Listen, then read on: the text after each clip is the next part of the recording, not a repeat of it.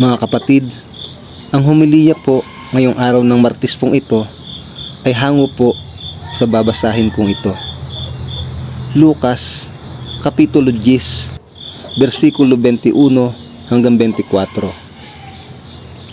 Nagalak si Jesus. Nang oras ding iyon, si Jesus ay napuspos ng kagalakan ng Espiritu Santo. Sinabi niya, "Salamat sa inyo, Ama, Panginoon ng langit at lupa, sapagkat inilihim mo sa marurunong at sa mga matatalino ang mga bagay na ito. Ngunit inihayag mo sa mga taong ang kalooban ay tulad ng sa bata.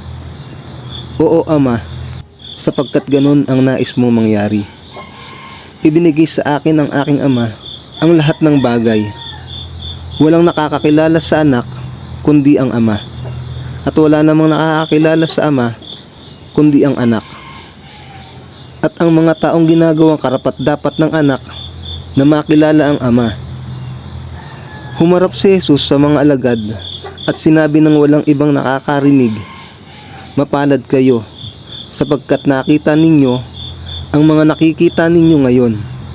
Sinasabi ko sa inyo, maraming propeta at matutuwid na tao ang naghangad na makita ang inyong nasasaksihan at marinig ang inyong napapakinggan.